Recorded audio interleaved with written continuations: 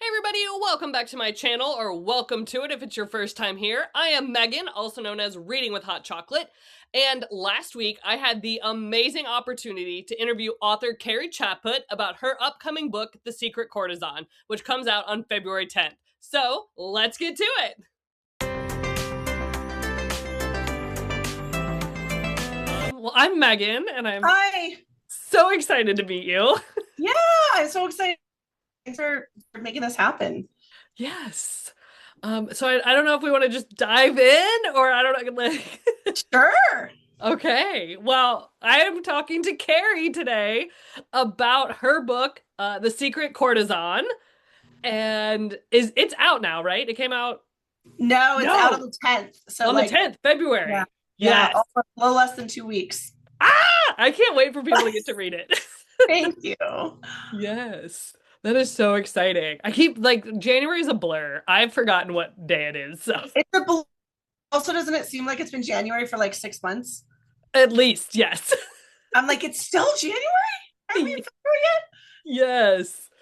I reviewed it on my YouTube channel, and I had a great debate with myself on how to pronounce courtesan, if it was Oh, courtesan or courtesan, or like I like went back and forth. I Like, think it all counts. It's all good. okay, great, okay. So if I change how I say it each time, it's on purpose. Perfect. Very awesome. So you have a couple other historical fictions as well. I Yeah. haven't had the chance to dive into those, but I saw them on your website, so that's super exciting. Uh, What made you lean into Italy? Like, why was Italy an idea? Like, was there anything that you drew from that made you kind of lean into this story? well, I my trilogy that I had that has been out for a few years is also set in the 17th century. And I thought it'd be kind of fun to go back to the 17th century, but instead of France, do something different. And then back in the 90s, there was a movie called Dangerous Beauty, and I watched it in college, and it was about a courtesan in Italy. It was actually, I think it was about Veronica Franco, who was a real courtesan. And it stuck with me for years. And kind of when I decided I wanted to write this art based historical fiction, I was like, 17th century, where am I going? And that movie kind of just jumped right back into my head. And I was like, oh, yeah, I've always wanted to write about courtesans. That's happening. Oh, I love it. And did you base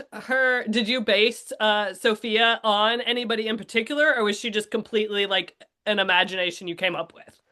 It was multiple people. I mentioned Veronica Franco. She was a courtesan who was she was an artist as well. She was a writer, and so there were a couple of different courtesans that I read about that also produced art, and that was really that inspired me. And then um, yeah, it was a few different people, and I tend not to write a whole lot of biographical characters because I really want the freedom to explore where my mind wants to go. Yeah. But they're generally, when I'm writing anything in historical fiction, they're generally inspired by people that I read about, usually multiple people, and they kind of make them into an amalgamation of one. I love it. When I got the email and the tagline was like badass women in history, I was like, I don't sign me up. Send me this book. Like, I know it's crazy because my platform, that's kind of my tagline that I've always used. And whenever I say it, that's kind of all I need to say. And people are like they respond to it. And also like you kind of know exactly who I am and the kind of books that I write by that one tagline right there. yeah, and it was I mean, the minute I was like started going, I was like, this is gonna be great. Like we're gonna just dive in. And I felt like I was get her it's Maya, right? Yeah. I was trying to Oh, call her Mia. Yeah. Mia. I go see, I have issues. I go Maya and Mia and back and forth, and then I tell you what, names in real life, I always feel so bad because I like listen to the person and the name just goes right over my head. I'm terrible with names. yeah. So I love that she's just trying so hard to like girl boss and the patriarchy of the Yeah. museum, and like that she just is like, I know my gut's telling me that like this is wrong, and that she like fought the good fight to, Yep. prove that she That was was, and she right. was really inspired by me researching history and just being really angry about all of the women that were erased. So a lot of her rage is very authentic. That's came from me. I love it. I mean, I hate that for you when trying to It's all read. good. I live in that world. It's all good. Yeah, but I just love that because I feel like so many times, and I mean, guys have intuition too, but I feel like so many times women are like, something just isn't right, and you can't like explain Uh-huh. it to somebody else. And it was Absolutely. yeah, like a very real emotion that many people have felt. Absolutely. And unfortunately, with women's history, um, so much has been erased that I wanted to put her in that situation where she just instinctively knew something didn't match up. She didn't have the historical record to prove it. And so she really, to dive into this stuff and to talk about women's history is pretty brave because people don't want you, what they think is rewriting history when really you're just shining a light on the stuff that was ignored before. Absolutely. And it is, I agree. It is brave because you're changing what the like common perception of Yeah. events are, and that is like the biggest uphill battle. And I think she did a great job with like you writing her. She did a Thank great you. job of really like showing like listen to your gut. Like you're Yeah. onto something. Yeah, I really that was the message that I wanted to send too, is that so often women are kind of afraid to use their voice because there's so much resistance to the things that we say and we tend to fall back. I've been guilty of that as well. So that goes right along with kind of the theme and the message that I wanted to bring home. Well, you did because I got it. But Noah made me so nervous for so long because I could thank not, yeah, because I couldn't decide if we were gonna like Noah at the end or not. you. Really? I know because I just didn't trust anybody. Yeah, So I get it. And he's also like that reserved, like, British man. And so much that like my narrator for the audiobook, I'm listening to the files and stuff. And there's one scene that I was like, he sounds a little angry. I don't want people to go there and think that he's angry, but I could see because he's so reserved and because of the world, I can see why you'd think that. yeah, I can see. Yeah, I didn't get him as angry, but I did sometimes be like, is he helping the bad guys? Like, is Yeah. he in on this? Well, Like, and he does, yeah, he does something questionable that makes her, wonder if that's the case. And she also feels like she can't trust anyone. She's on her own, anyways. yeah, like in my reading journal, I was like, do we trust Noah? Like, I was like, I don't know yet. So I thought that was because I do feel like when you're kind of being a like a trailblazer to some extent, like she was, that you don't know who you can trust and Exactly. know, I want to trust this person, or like the random person that approaches you in a cafe and it's like, I know things. Right, right. Who do you Yeah. trust? Yeah. Usually not many people. No. So her whole journey was fantastic and just Thanks. fun to go with. And I like went to work and I was like, everybody, this is the book you need to get. Oh, thanks. And one of my coworkers' friends really likes historical fiction. She's like, I'm texting it to her right now. So, Oh, that's great. yeah, so it was what I went in and talked about and just thoroughly enjoyed. Do you have a favorite time in history, or do you? I mean, you've now done 17th century a couple times, but is I have, there a favorite that you would like to go explore, or that you'll continue in the 17th century if that's your favorite? no, I bounce around. I mean, every time I think I have a favorite time period, I find something else. That's it. For a while, I was really had several books that were set in the 1920s in America, and I thought, okay, yeah, this feels right. And then I fly off to 17th century Italy, and I'm right now I'm writing something set like in the Gilded Age, and so I really that's one thing that I love about historical fiction is that I can explore so many different time periods and social classes, and that's the fun of it for me is just to really kind of like dig into all of the different eras. Yeah, love it. And your dad, did I read right? Your dad was a history professor? He was a US history teacher. Yep. Okay. Yes. Yeah. All of my parents, I did history things all the time. I remember at one point telling my parents, I was like, can we take one vacation that doesn't revolve around a historical Right. landmark? I know what, you grow up around history and it does kind of become like, sometimes people's whole personality. Yes. I'm that person. I followed like the most millennial of history pastors, like, oh, ancient Egypt, oh, the Titanic. Like, Yeah. Oh, we've all gone through the Titanic phase. Let's be yes. real. Yeah. I have friends that'll be like, oh, I like, well, who's who in Titanic? I'm like, do you have time for a dissertation? Like, I was, Do I have time? Yeah. I was like, please sit. We have 3 hours of this movie. I will tell you who every single person is. I know. It's so easy to go down the rabbit hole and just be like completely obsessed. Yeah, for work, I got to make like a trivia game for, I was doing it for something else and it ended up being like Titanic themed. And I was like, they're Wait. never gonna get all these. I was like, who was the person that did? And I was like, they're never gonna know. They're gonna be, I'm gonna get hate email Oh because my this is gosh, so so funny. like nuanced that, And but I we did, can be like, yes, I can't wait to do this. yeah, it was a fun one. We had a good time. I Yeah. didn't get anybody being like, why do you know that? I So know. Well, yeah. but yeah, so I feel you growing up with parents who like my parents did not teach history. Well, they taught it to me, I guess, but like Yeah.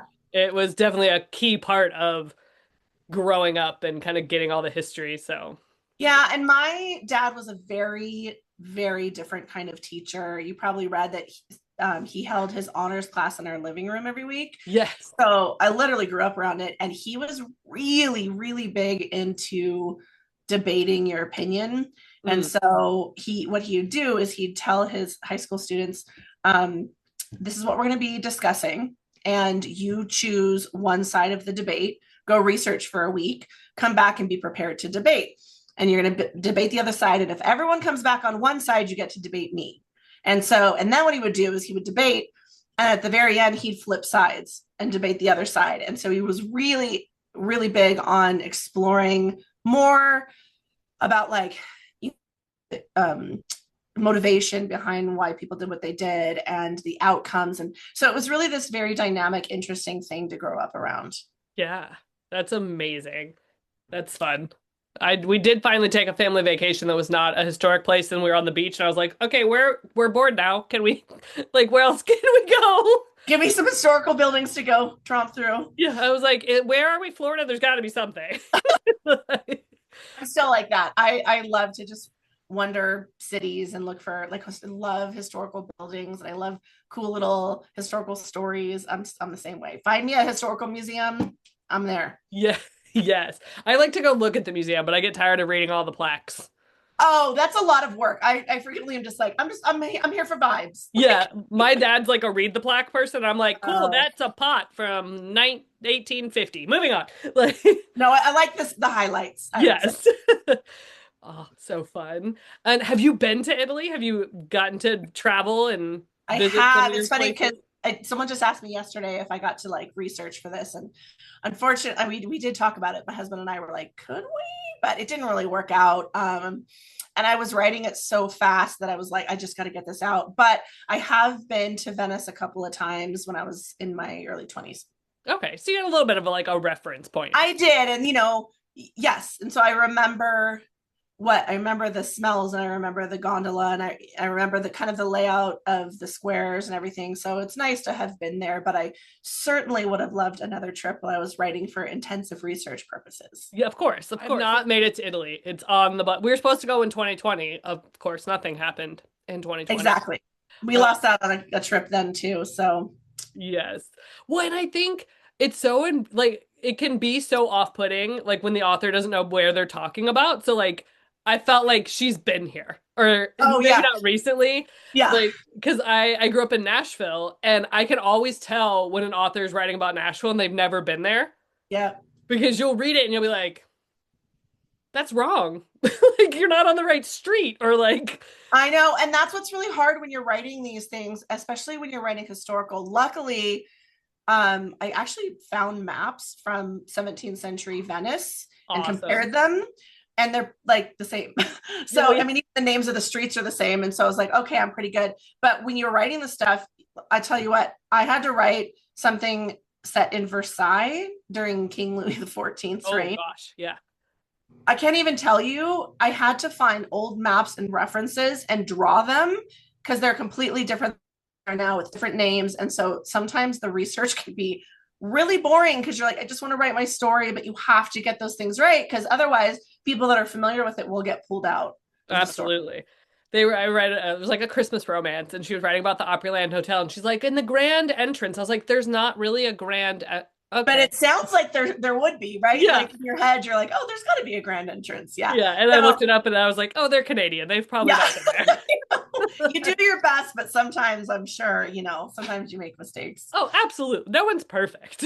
But I just felt as like it felt like you had been there. Maybe not like, Oh, just thanks. not Yeah, I recent have. enough, but yeah. I wish it was a little more recent, but I do have some pretty vivid memories, and I pulled out my old pictures from then as well, so I kind of remember a few more details, sensory details. Yeah. I love it. Is there somewhere that you haven't been yet that you're like, I really want to go there and maybe get like inspiration for a story? Everywhere, like Yes. everywhere. I love to travel, although I'm a total homebody, so it's this really weird combination. But I I have been many, many times, but one of my favorite places is Scotland because my dad was born there and I have family there. And so we like to go back to kind of stay in contact with that family. But I do have this kind of dream of just going for a summer and like finding a cottage somewhere and just writing and researching and writing I a love it. story. But because it's my family line is being from there and everything, like the pressure on a story is a little too big for me to tackle quite yet. So it's kind of out there in my mind. Someday I will find the right that gives it, justice. But when that happens, I definitely anticipate an extended stay there. I love Scotland is great. I went with some friends. Well, we met on the trip. They're some of my best friends Oh, now. fun. And we had like the most fun on the bus from we were across the way from like downtown, and we took the like city bus in, and we asked this lovely Scottish lady for directions. It was me, a Canadian, and like two Australians. And Nice. we were like, okay, where do we want to get off the bus to go to the castle? Like, what stop? And she told us like four times. And she knew that we were not following along at all. Like, we just could not break through the Yeah. accent. Like, and when she got off the bus, she told the driver to like let us know and to get off. And so when we got up to the Royal Miles, he yelled and he was like, "This is the stop for the castle." And we're like, "That's us." Thank you. Appreciate it. I know. I feel like such a tourist. Like the bus system there is like totally great and online. I'm not used to that. I'm from the Pacific Northwest. We Yeah. don't have that. And so it was always like so intimidating. I'm like, yes, I'm a tourist. Thank you very Yeah. much.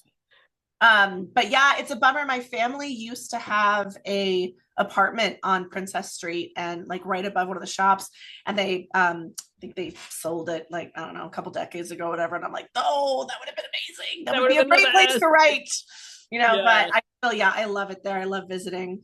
Yeah. I have just the vivid memory of all us being like, "Can you say that one more time?" And she'd say it again and we'd be I like, think because I grew up like my grandparents still had the accent, and so I grew up around it. But my friends would be like, "What are they?" And I'm like, their accent's actually watered down compared to, their family and stuff. yeah. But my friends were still could not understand anything that they were saying. Yeah. Scottish will get me. Every once in a while, I'll be like, "Try that whole sentence again." Yes. Yeah. Especially like Glasgow could be like a pretty intense accent. Yeah. Yeah. I was just, whenever David Tennant talks in his like normal voice, I'm just like, there's words. I have to focus. But you also kind of don't really like, it's like, whatever you're saying, I love it. Yeah. Like, I love him and I love his whole vibe too. So you're like, I know whatever you're saying is great. Yes. Like when I watched him in Broadchurch and he had his like regular accent, I was like, I might need captions. I know. But oh, so fun. Yeah, Scotland is fantastic. I loved it there. I threaten all the time to run away to Scotland or Ireland or somewhere. I'm like, if you can't find me, track my passport I there. will be there too. We can have cottages near each other. Yes, I love it. We'll work on this plan. Yeah. What was the hardest part of this book to write? That'd be like that you The kind of like hardest, got stuck in or like struggled to get from point A to point B with. the hardest part, which is generally because I write a lot of high action adventure kind of stories, this is always my most challenging, is orienting myself in space. Because when you're talking about running through a building, like when I talk about running through the prison, I have to know what it looks like and which way you're facing. And when you turn out of that doorway, what's there. And the amount of research that I did to try to get that, because I can't write the scenes until Right. I know where I am. Otherwise, it makes no sense.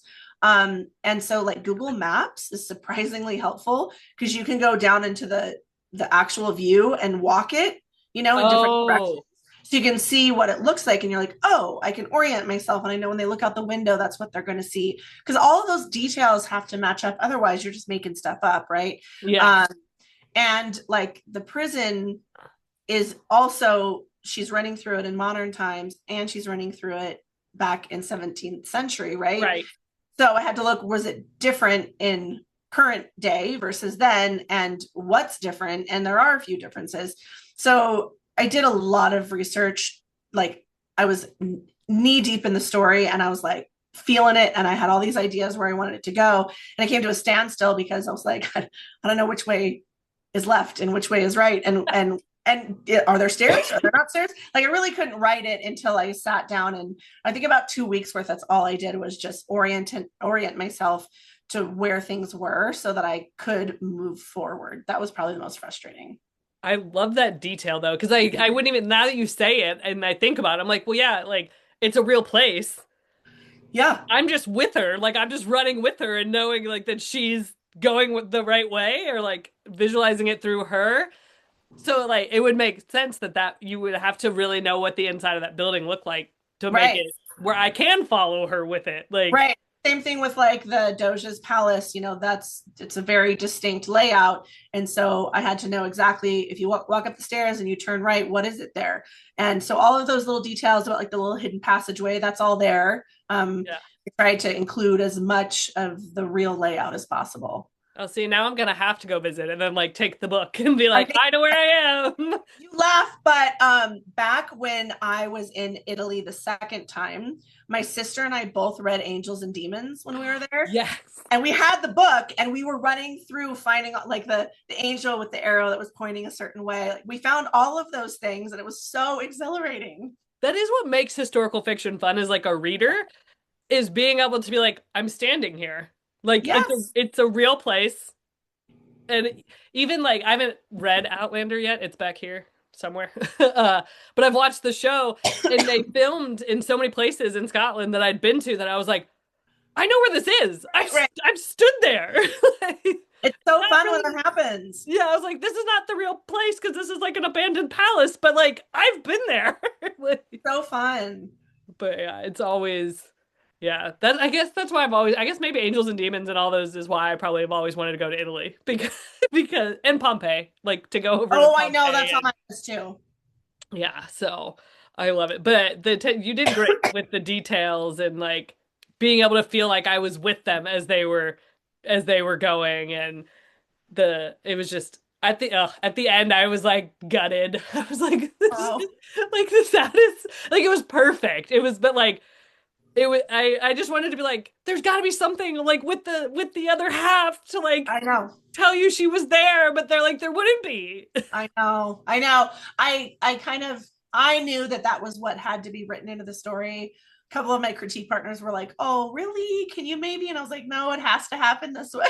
Yeah, well, and the only thing I could think of was like maybe the like cinder block is still there, like, and that they'll find like I know. I that maybe, someone will be like, maybe that's weird.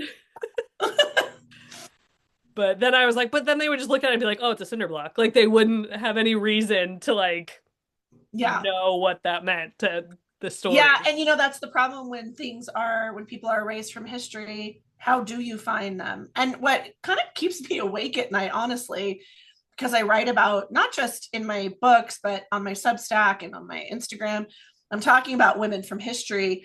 And what really gets me is how many amazing women are like, there's no record. We'll Yeah. never know about them. We'll never know about the heroic things that they did or the art that they made. That honestly keeps me up at night. And that's the truth of being erased from history, is that sometimes there's a trail and sometimes there's not.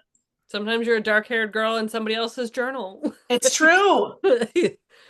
But yeah, I got to the end and I was like, but the block could be there. I was hopeful, but then I was like, but it wouldn't make sense. Oh, maybe it could. Like, In my mind, it's there. I like it. I Because that like way it. they're still together, kind of. Perfect. But it was, I loved every minute of it. Now I've got to go and add some of your past books to my TBR that is out of control, as you can Oh, see back here. I know mine's out of control too, but yeah, I'm so glad that you enjoyed it. I had an absolute just joyous time writing this book. Some books come out kind of like stifled, or you just struggle and you're back and forth, and then some like this, I mean, just it came out so fast that my hands cramped. Oh, I Like I love had it. to like leave notes on the side because I was like, can't stop, gotta keep writing. And I had such amazing time writing it and editing it. And then I actually, when I was going through final edits, I booked a solo trip to a castle. And I just went by myself for 3 days and I just edited just for like 12 hours a day, amongst this amazing castle. It was great. Oh, the dream. Yeah. I know. I was like, can I just do this all the time? Yeah, just stay here all the time. It's fine. Yeah. Just my personal like writing castle. Why can't I have that? I think it's a great idea. I think you should definitely aim Make for this that. happen. I love it so much. Oh, well, yeah, like a lot of what I wrote was not fictional. Like even in the modern storyline, like the reveal of why they were doing what they were doing, Yes. that was a New York Times article about like the art world and some of the shady stuff that goes on there.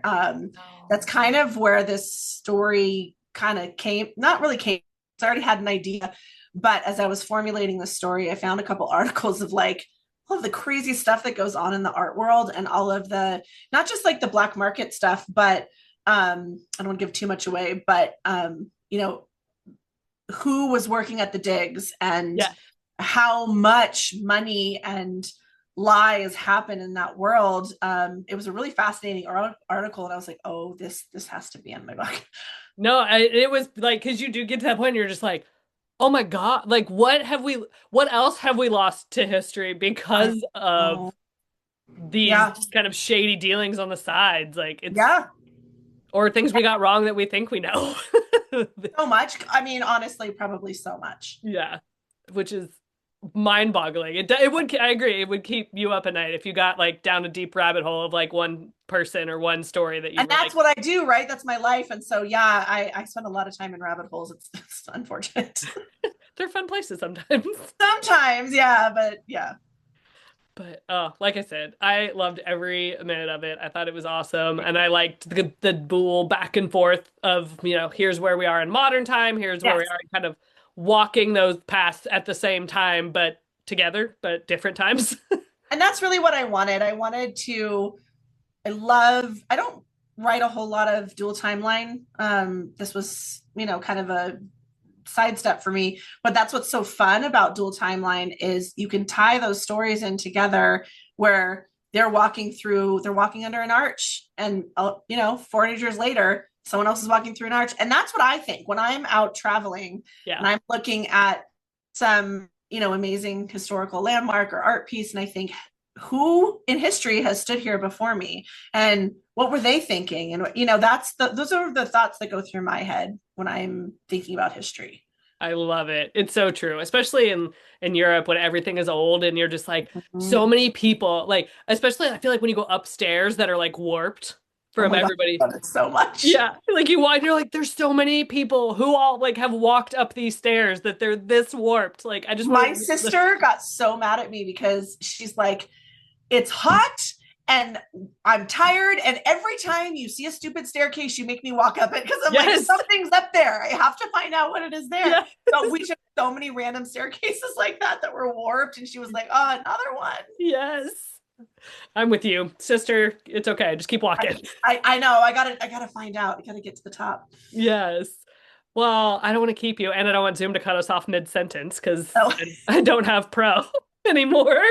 Um, but yeah, thank you so much for spending some time with me and talking about The Secret Courtesan that comes out February 10th.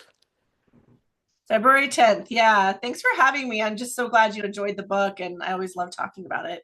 Awesome. I hope it does. I hope it does well. I hope it gets in all the right hands and everybody enjoys it. I know I think I posted my review on my YouTube like right after I read it, so that give people time to get some pre-orders. It helps us so much because that's the best way to sell books is when someone reads it and loves it and recommend it to their friends. It's just such a lovely thing for authors to be able to experience. So thank you. Yeah, of course. And everybody go buy it because it'll be awesome. Or library it, or however you want to, Exactly. or Yep. consume it however you consume your books. Exactly. Awesome. Well, I hope do you have snow or rain up your way? We have sunshine. It's the Ooh. most bizarre winter we've ever had. It's really unseasonably warm. Normally we have quite a bit of snow, but this year none. Oh, we just got 7 inches here in Oklahoma. We finally dug out. Wow, that's a lot. Yeah, it finally has gotten warm enough. It's melted mostly. So, but it was, we were like, what is this? I saw a meme that said something like, hey, Alaska, we would like to return our 7 day free trial I now. know. So, well, good. Well, I hope you have like a fantastic weekend Thank you. and congratulations on February 10th and hope everyone goes out and picks it up. Thank you. Thanks for having me. Of course, anytime. Okay. Bye-bye. Bye. I hope you enjoyed my interview with Kerry. And to make sure you don't miss any other author interviews or book reviews or really anything bookish, make sure you subscribe and turn on those notifications.